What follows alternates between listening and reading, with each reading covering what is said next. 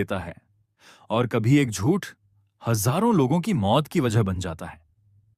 Naruto को अब तक लगता था कि उसकी सबसे बड़ी लड़ाई अपने शारिंगन को समझना है, लेकिन उसे जरा भी अंदाजा नहीं था कि असली दुश्मन अब उसके सामने आने वाला है। घने जंगल के बीच अचानक तेज हवा चलने लगी। पेड़ों के पत्ते जोर जोर से हिलने लगे और पूरा माहौल एक अजीब सी खामोशी में डूब गया।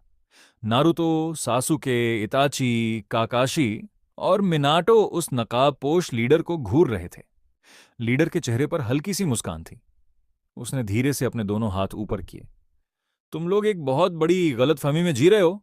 नारुतो ने कुनाई और मजबूती से पकड़ ली। क्या मतलब? लीडर हंस पड़ा। मैं तुम्हारा दुश्मन ही नहीं हूं। मैं तो सिर्फ एक पैगाम पहुंचाने आया था। यह सुनते ही सब हैरान रह गए। काकाशी ने तुरंत अपना शारिंगन एक्टिवेट कर दिया। अगर तुम सिर्फ एक संदेशवाहक हो तो तुम्हारा मालिक कौन है? लीडर ने धीरे धीरे अपना मास्क उतारना शुरू किया। उसका चेहरा गहरे जख्मों से भरा हुआ था। उसकी एक आंख बंद थी मिशिगी और दूसरी आंख में एक पुराना शारिंगन चमक रहा था। उसने आसमान की तरफ देखकर मुस्कुराते हुए कहा, जिस इंसान का नाम सुनकर पुराने उचिहा भी कांप उठते थे। नारुतो की धड़कन और तेज हो गई।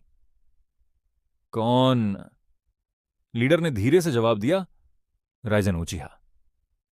जंगल में अचानक बिजली चमकी। आसमान पर काले बादल छा गए। दूर कहीं से काले कौवों की आवाज गूंज उठी। पूरा माहौल ऐसा लग रहा था जैसे प्रकृति भी किसी बड़ी तबाही का इंतजार कर रही हो।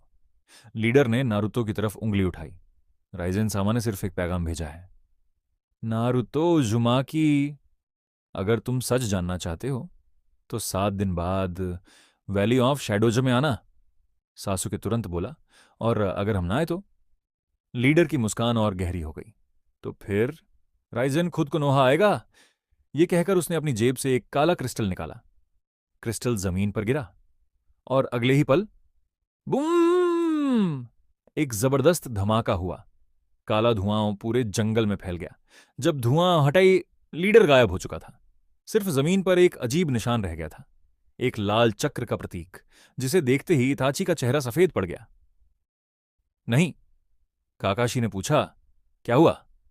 इताची धीरे से बोला, यह शैडो उचिहा क्लैन का निशान है। मैं समझता था कि ये लोग सालों पहले खत्म हो चुके हैं। मिनाटो ने तुरंत एनबीयू को आदेश दिया, पूरे जंगल की तलाशी लो।